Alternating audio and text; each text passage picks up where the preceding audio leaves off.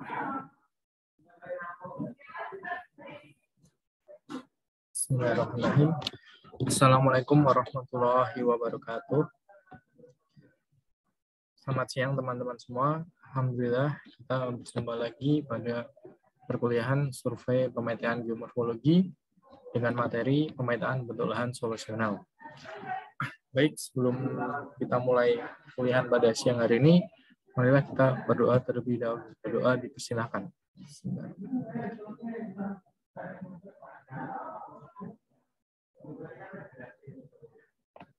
Cukup. Baik, alhamdulillah. Kita bertemu lagi pada perkuliahan ini. Kita akan belajar bersama terkait masih materi pemetaan ini ya, geomorfologi, yaitu untuk bentuk lahan solusional. Apa itu solusional? Solusional yaitu pelarutan. Jadi proses-prosesnya yang berperan aktif dalam bentuk lahan solusional ini juga proses-proses pelarutan. Apa itu proses pelarutan? Mari kita pelajari bersama.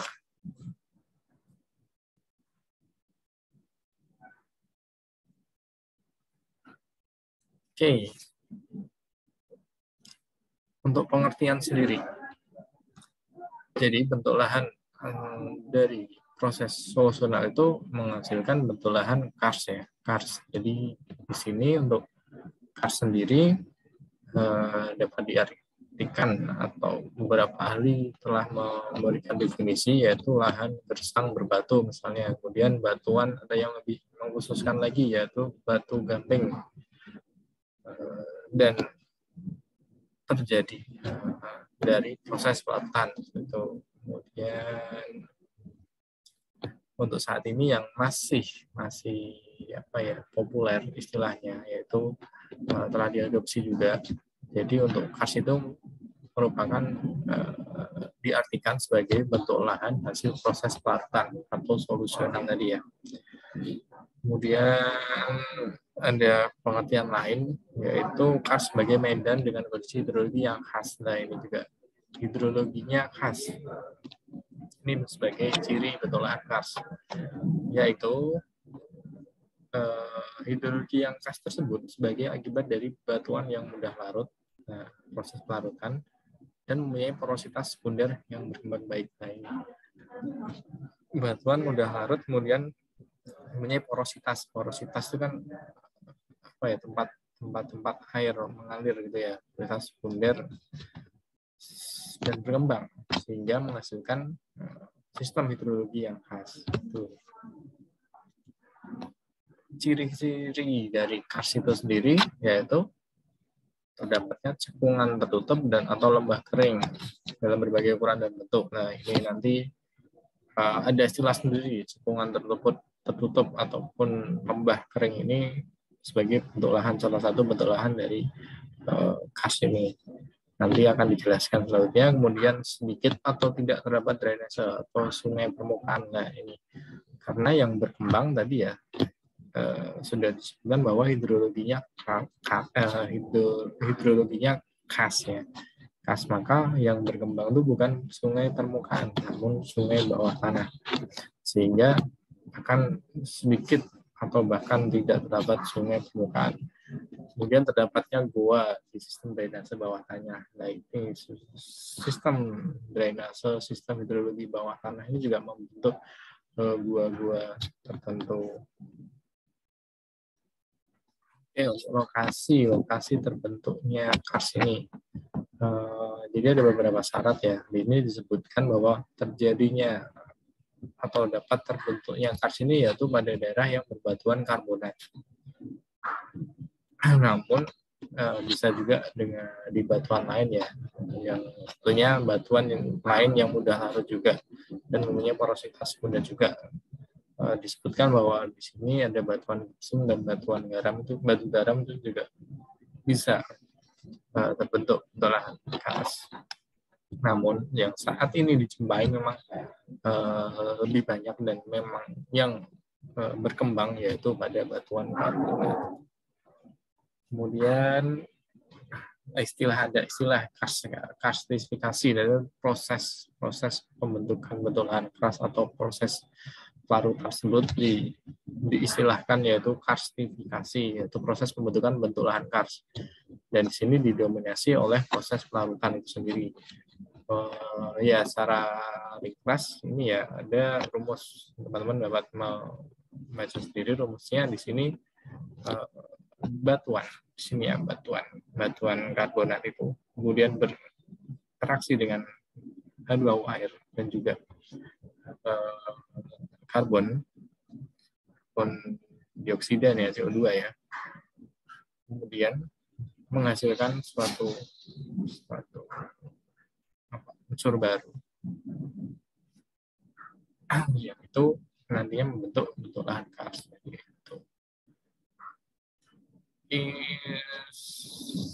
Dalam karstifikasi tersebut ternyata ada dua faktor, yaitu faktor pengontrol dan juga faktor pendorong. Faktor pengontrol itu menentukan dapat tidaknya karstifikasi atau proses pelarutan itu dapat berlangsung. Sedangkan faktor pendorong yaitu menentukan kecepatan dan kesempurnaan. Jadi ya proses karstifikasi itu dapat terjadi secara lambat atau cepat, dan hasilnya atau dalam prosesnya itu dapat terhambat ataupun mencapai kesempurnaan. Sehingga di sini ada dua faktor, pengontrol dan pendorong. Apa itu faktor pengontrol? Ada 3 faktor pengontrolnya paling tidak. Yang pertama batuan itu sendiri tadi ya, batuan karbonatnya itu harus ya batuan mudah larut tadi ya. Artinya batuan karbonat tadi. Kemudian batuan itu harus kompak, tebal, dan mempunyai banyak rekahan. Kompak memang ya perlu sesuatu yang kompak dulu untuk merubah untuk menjadi terjadinya suatu proses pelarutan itu ada suatu batuan yang kompak dan tebal, agar itu tadi kalau tipis ya tidak terjadi pelarutan, namun kalau tebal karena prosesnya cukup panjang ya dan memerlukan suatu media yang ruang yang besar, sehingga perlu batuan yang tebal dan mempunyai banyak rekahan. Nah, ini kenapa perlu rekahan? Karena agar air tadi ya ada reaksi antara batuan karbon dengan air itu mampu masuk ke dalam batuan itu sendiri, masuk ke batuan sehingga terjadi reaksi. Kalau tidak ada rekahan ya air hanya lewat menjadi limpasan, karena tidak prosesnya bukan proses infiltrasi kalau ini, karena batuan ya bukan tanah. Kalau tanah itu bisa terjadi infiltrasi, namun ini bukan infiltrasi. Ini batu masih dalam kondisi batu bukan tanah, sehingga perlu rekahan agar air mampu masuk ke dalam batuan. Kemudian air itu sendiri tentunya dikontrol oleh curah hujan ya. Curah hujannya harus cukup. Di sini disebutkan bahwa lebih dari 250 mm per tahun, atau ada sumber lain yang menyebutkan lebih dari 200 mm per tahun untuk curah hujannya, karena ini ya agar proses pelarutannya terus dapat terjadi, maka perlu asupan air yang cukup banyak dari curah hujannya.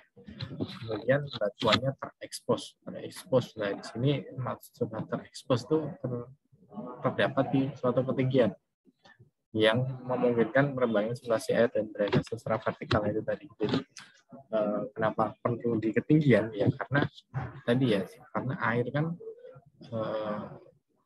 bersifat mengalir dari tempat yang tinggi ke tempat yang rendah.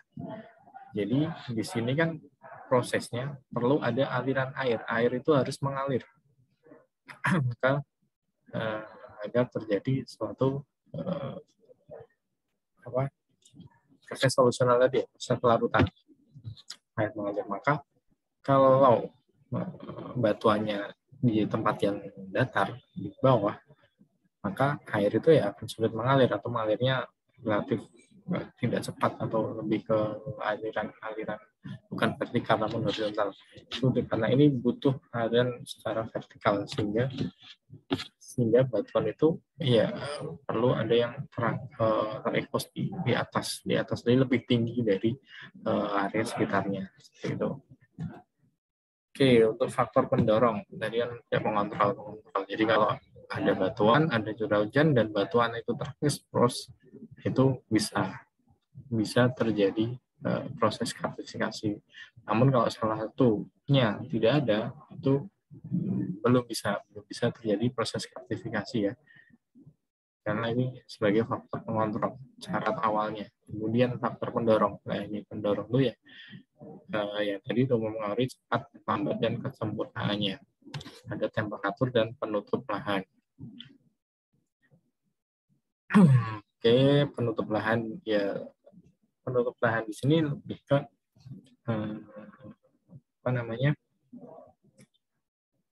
akar-akar tumbuhan itu akan mengakibatkan atau mempengaruhi itu tadi rekahan-rekahan. Jika tanpa vegetasi jarang mendapat vegetasi, itu akan mempersulit batuan itu dapat rekahan di batuan. Namun dengan adanya vegetasi, maka batuan-batuan di batuan karbon akan lebih banyak, lebih mudah memiliki rekahan-rekahan gitu. Untuk temperatur tentunya di sini dalam suatu proses itu ya iklim ya, lebih ke iklim. Jadi ya nanti ini saling mempengaruhi juga proses hujan, proses penguapan itu kan juga oleh temperatur. Oke, selanjutnya ini akan dijelaskan lagi ya untuk faktor pengontrol. Kemudian di sini ada temperatur untuk lahan. Coba kita dalam satu persatu. Apa itu faktor pengontrol untuk batuan sebagai faktor pengontrol itu bagaimana? Yaitu batuan yang mengandung tadi ya CO3 ya, CO3, kemudian CO3 tinggi tentunya sehingga akan mudah larut. Kemudian semakin tinggi kandungannya tentu akan lebih berkembang. Kemudian lomba batuan kekompakan batuan menentukan kestabilan setelah mengalami perentan. Nah ini kekompakan kan batuan itu larut sehingga terdapat rongga-rongga di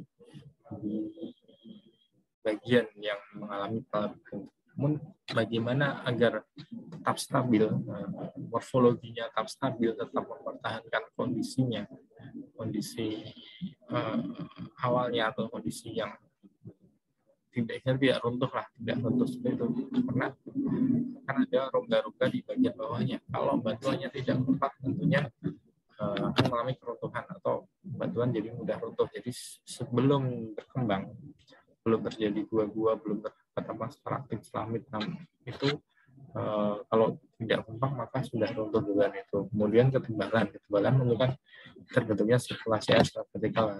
Ya, ini semakin tebal berarti kan sirkulasi secara vertikalnya akan semakin banyak ya potensinya ya. Itu kemudian rekahan batuan menjadi jalan masuknya air untuk drainase vertikal, sehingga nantinya akan berkembang menjadi sungai bawah tanah. Ini kalau sungai bawah tanah ini ya sudah ini airnya sudah terkonsentrasi, mungkin perkembangannya sudah tidak ke bawah karena sudah mungkin ketemu dengan batuan formasi lainnya sehingga lebih ke arah yang ketat. Selanjutnya curah hujan. Di sini tadi faktor air ya, curah hujan menjadi pelarut utama dalam proses karstifikasi. Tentunya semakin besar curah hujan maka semakin besar media pelarutnya. Air untuk melarutkan semakin banyak sehingga proses pelarutannya akan lebih banyak terjadi dan tingkat peratannya akan semakin besar. Oke, untuk batuan gamping yang terekspos ini, yaitu tadi ketinggian ya, ketinggiannya perlu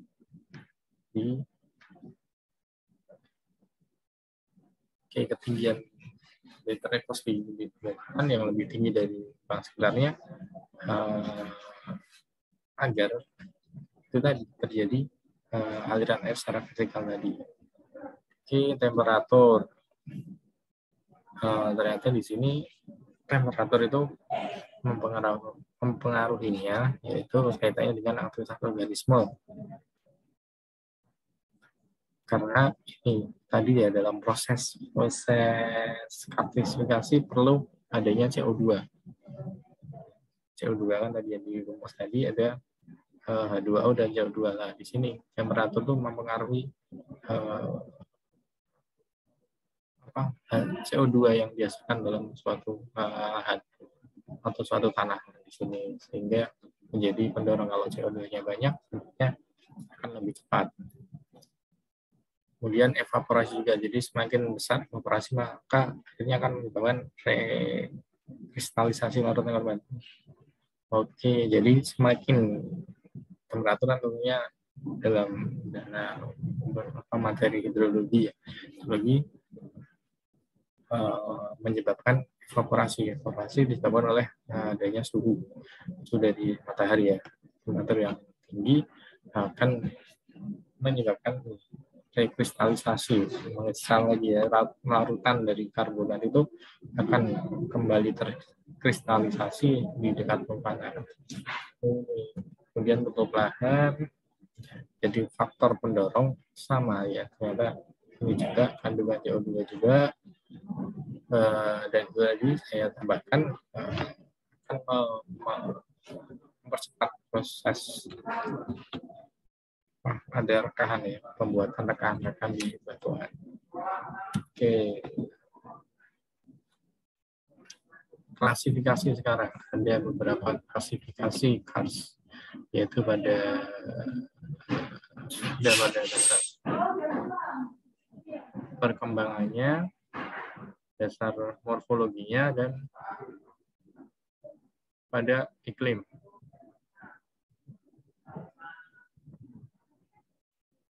Oke, ini pada perkembangan, pada morfologi, dan pada iklim ya.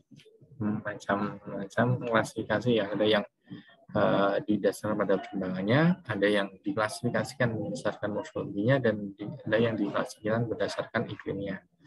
Oke, ini beberapa ada klasifikasi kars. Berbeda, ada awalnya ada 3, kemudian ada baru lagi dari Pak Eko Haryono atau Prof. Eko Haryono. Oke, kita yang pertama klasifikasi CVI-JEC, yaitu yang pertama ada holokars, penguraman kars dengan perkembangan paling sempurna, baik dari sudut pandang bentuk lahannya maupun hidrologi. Oke, dari hidrologi dan bentuk lahannya ini yang holokars ini sempurna, berarti tadi ada faktor pengontrol dan pendorongnya terpenuhi semua ya, dan pendorongnya juga cukup banyak. Kemudian merokars yang kedua, kars dengan perkembangan tidak sempurna, tidak sempurna atau parsial ya, hanya punya bagian ciri bentukan kars. Jadi misalnya ada bentuk lahan kars, namun tidak tidak semua ciri-ciri bentuk lahan kars ada di merokars. Kemudian kars transisi, yaitu perkembangan di batuan karbonat tebal yang menggunakan perkembangan bentuk lahan kars tanah. Karsnya di bawah tanah akan, tetapi batuan dasar yang impermeable tidak sedalam di holokars. Oke, sehingga evolusi kars lebih cepat. Oke, di sini maksudnya tadi ya ada batuan dasar yang impermeable ya tadi itu ya. Sudah saya terangkan bahwa kalau sudah mencapai impermeable nanti akan ya alirannya akan terhenti ya, misalnya proses karstifikasinya akan berhenti di situ dan yang terakumulasi menjadi aliran bawah tanah. Jadi ini kars transisi relatif tebal, namun tidak stabil di hollow cars ya gitu jika perkembangannya lebih kurang.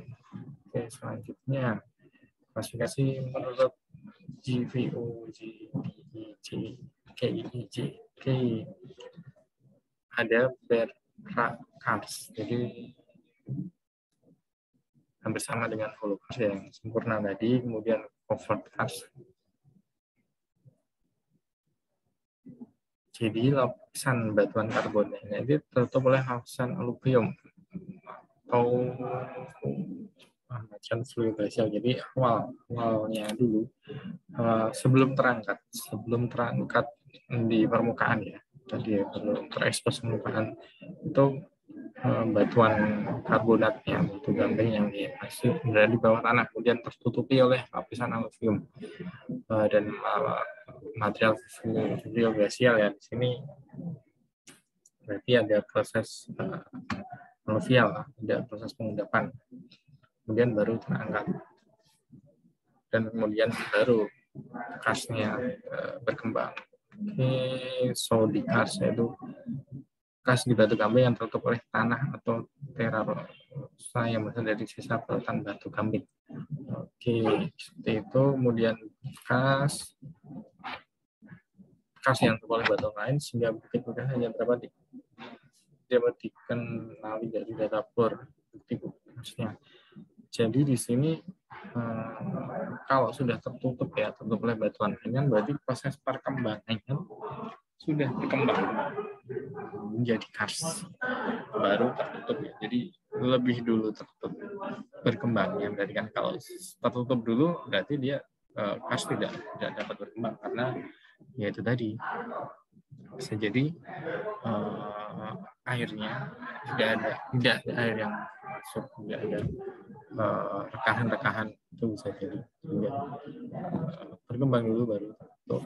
Oke, tropical kars yang berbentuk daerah tropis ya, sama seperti di Indonesia.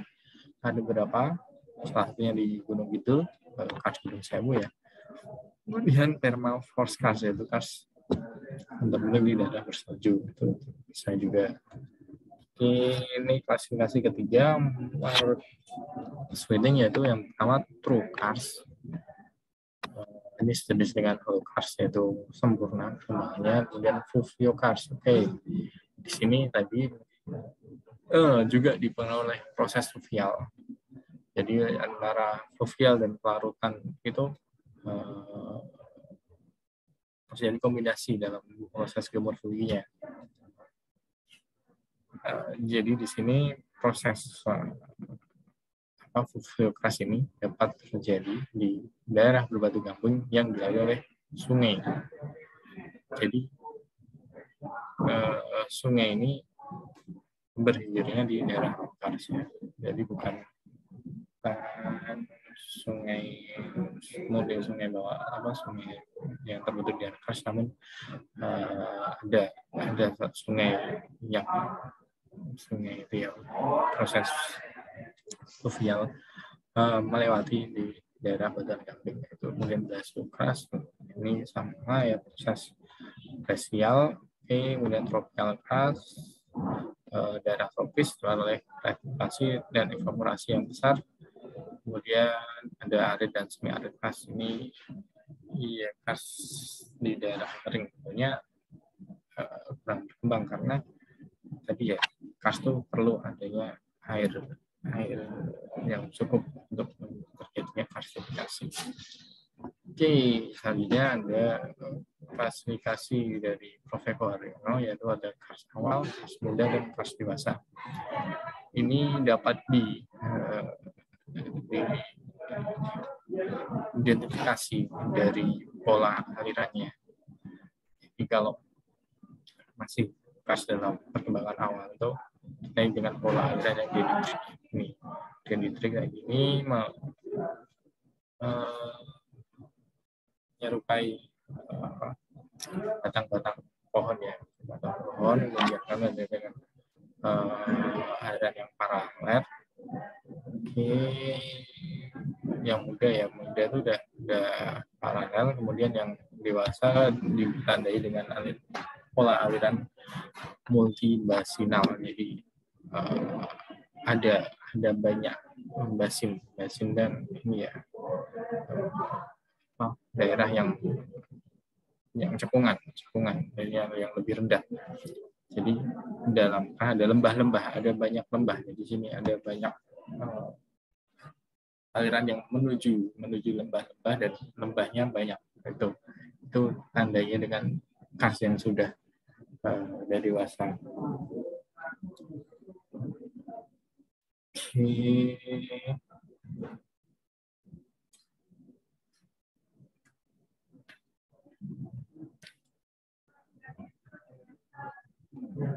Oke, selanjutnya yaitu betulan.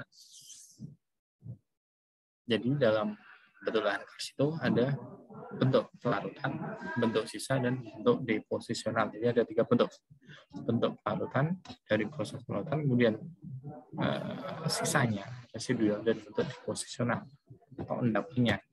Oke, bentuk pelarutan ada dolin, vala, dan poli. Kemudian bentuk sisa ada kubah kars dan menara kars. Itu sisa karena sekitarnya mulai pelarutan, ya ini sisanya. Kemudian dolin bagian bawah ya, lebih yang ke bawah, lembah-lembah itu kan memang terjadi melarut sehingga berubah.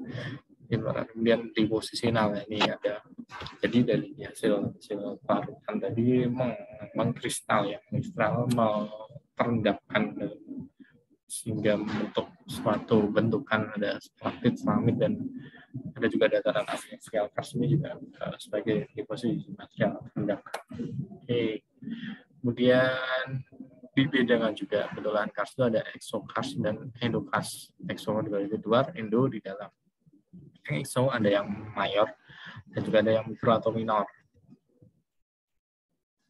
Oke, kita masuk ke bentuk lahan exokars dulu, yaitu yang mayor, ada dolin, polje, dan lembah kars. Ini berarti yang di luar ya, di luar exokars, di luar dolin, polje, lembah kars. Ini dolin, bukan, maaf. Ini lembah kars. Ini lebih ke dom ya, dom. Polje itu sebenarnya dolin yang saling berkaitan. Nanti ilustrasi yang akan memperlihatkan lebih jelasnya. Oke, dolin berasal dari bahasa Slavia, dolinnya berarti lembah. Dolin juga lembah, dolin merupakan cekungan tertutup berbentuk bulat atau lonjong dengan ukuran berapa meter hingga lebih kurang atau 1 kilometer. Oke, 1 meter, bisa lebih kecil. Kemudian ya, dolin paling banyak dijumpai di kawasan kars. Oke, komponennya ada pengatus, mintakat, dan tanah penutup. Yaitu pengatus, yaitu dengan saluran permeabilitas tinggi yang mengatuskan air dalam sistem drainase bawah tanah. Jadi pengatus itu ada suatu lubang drainase gitu di tengah-tengahnya, sehingga itu membuat air di sekitarnya turun melalui pengatus, mintakat. Yang terubah oleh proses pelarutan di permukaan dengan batuan, kemudian telah tertutup.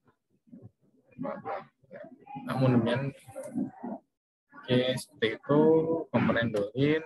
Bentuk-bentuknya ini dolin seperti ini ya, ada lembah tertutup. Ini dolin ini dolin.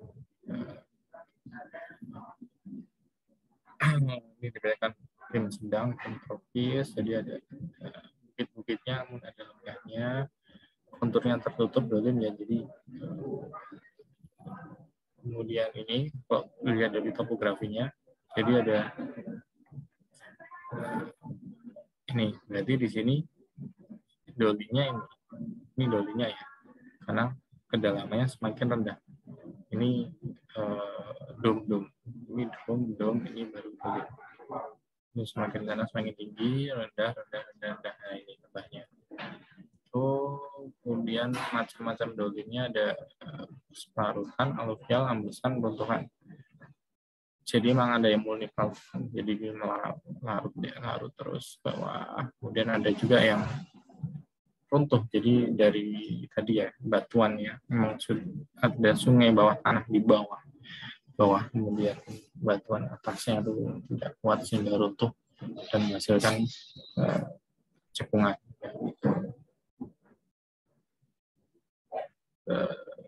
Ini dolin runtuhan ya. Oke, Polji itu sebenarnya ini sih bisa dikatakan gabungan dari beberapa dolin ya, karena cekungan yang lebar, rata, memanjang dan sejajar dengan struktur lokal. Nih, ini morfologi Polji-nya. Oke, ada beberapa klasifikasi juga, Polji perbatasan, struktural dan base level. Kayak gini ilustrasinya. Biasanya lembah kars, ada lembah aluvinik terbentuk karena sungai yang dulu di daerah non-kars mengalir dan memotong di daerah kars. Oke, model perkembangannya.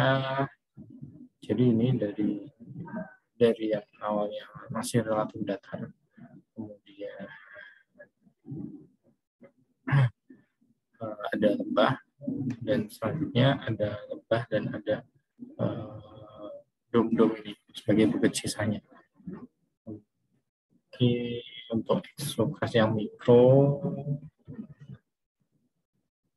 kemudian yang ini endokars ya. Endokars tadi ada stalaktit stalagmit ya. Jadi gua ada ornamen ada di dalam gua itu menjadi bentuk lahan endokars.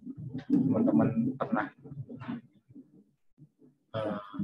kunjung atau berwisata di gua yang dekat sini, ada di Pacitan, Gua Gong, di Kebumen, Gua Jati Jajar, itu akan menemukan lahan-lahan endokars. Itu teman-teman bisa belajar di sana untuk memperdalam ilmu dari bentuk lahan kars. Oke, untuk pembentukan gua terdapat 4 tipe gua berdasarkan genetiknya ya. Jadi dari rekahan itu. Oke, selanjutnya ada ini tahap perkembangan karsnya. Jadi awal, muda, dan dewasa. Jadi awal itu masih lembah-lembahnya masih curam, kemudian terbuka, akhirnya tertutup ini ada gundukan ini yang menutupnya. Itu perkembangannya dari pola alirannya, dari bentuk basingnya, macam-macam. Oke, ini persebaran kars di Indonesia ternyata relatif merata ya. Hampir di semua pulau besar di Indonesia ada bentuk kars. Dari Aceh ada, kemudian di sini di Danau Toba ternyata ada kars, sampai di sini Sumatera Barat, di Jawa yang paling banyak nih di Gunung Sewu, kemudian Kalimantan Timur, Sulawesi, Nusa Tenggara, Papua, banyak ternyata kars di Indonesia. Oke, untuk sekarang topografinya kita mulai pemetaan karena kalau dari topografinya ya seperti ini. Jadi Google Earth ya, lahan kars itu ada kubah kars ini, dan juga ada lembah, ada bukit ya, lembah bukit, dan itu banyak kecil tapi banyak lembah ada bukit, karena tadi ada proses pelarutan yang awalnya datar, kemudian ada bagian tertentu ada porositasnya itu sehingga itu menjadi terlarut menjadi cekungan, daerah sekitarnya akan menjadi sebagai sisa ya, bentukan sisa akan gundukan atau dom. Itu kalau di peta ini profilnya kan banyak lingkaran yang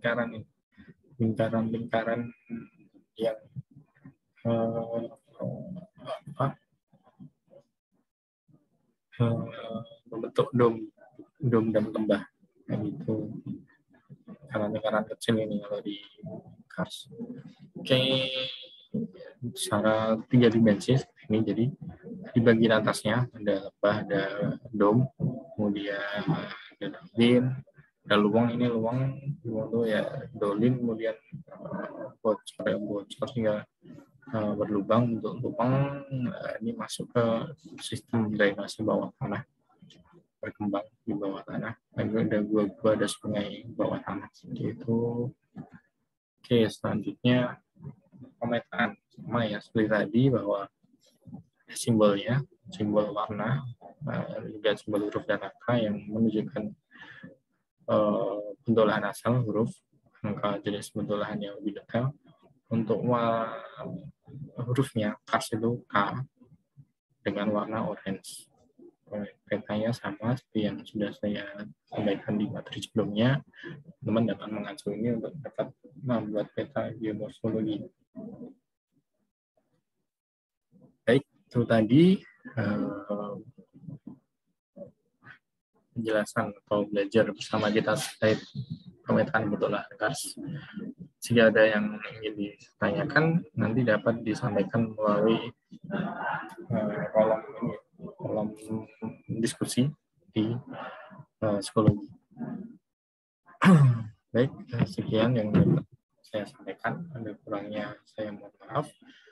Sama, ini teman-teman saya harapkan tidak hanya belajar dari materi yang saya sampaikan, namun ini lebih ke pembuka pemahaman teman-teman terkait bentulan kars, pemetaan bentulan kars. Harapan saya teman-teman tetap belajar dari sumber lain, entah itu buku ataupun jurnal dan hasil-hasil penelitian. Itu akan menambah wawasan atau pengetahuan teman-teman terkait bentuk lahan kars dan juga pemetaan bentuk lahan kars. Baik, sekian. Terima kasih.